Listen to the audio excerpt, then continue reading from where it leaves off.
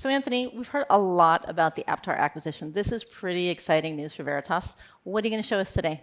So take a look at Aptar, the newest acquisition to the Veritas portfolio and a pretty slick product. Okay, this is new to me. Tell me what I'm seeing. So right now we're looking at the multi-vendor dashboard where we can see all of our protection information, our largest backup volumes and where they are, and all kinds of different statuses that we'd actually care about. Okay, you mentioned backups. Now let's say I'm running a weekly backup, maybe every Sunday, 2 terabytes worth. All of a sudden I see 23 terabytes. I know that's not normal. I know that's out of bounds. Is that something where Aptar can give me some insight? Absolutely. So right now we're looking at the inventory screen where we can easily see things like our cloud information, our backup servers, data stores, S3 buckets, and our VM servers, what's showing right now. A good place to get good information about our hardware. But if we come back to reports, so this is our data protection dashboard where we can see exactly where we're over or under protected and what's been going on inside our protection policies in the last 24 hours. We can also see exactly where we're protected by vendor as well. So to answer your question, yes, we can find out exactly where that 20 terabytes has come from.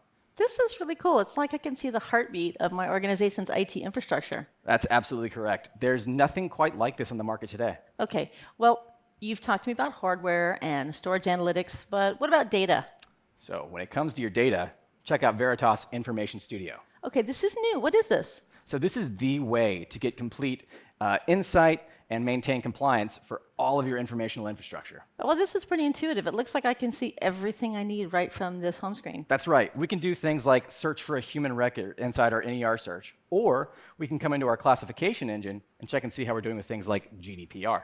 Ooh, GDPR, please tell me more. Absolutely will do.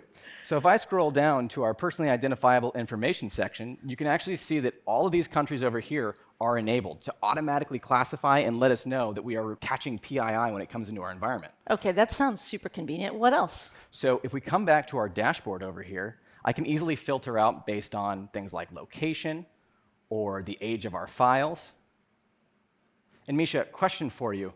Do you like cat pictures? Anthony, how did you know? I figured as much. So we can also filter out things like non-business critical data and data that is orphaned or that doesn't have an owner. Like cat pictures? Yes, and that non-GDPR compliant data. And when it comes down to it, we need to be able to take action on this data as well. So we can easily create a delete request, which allows us to include everyone in our organization we'd like before we remove this information.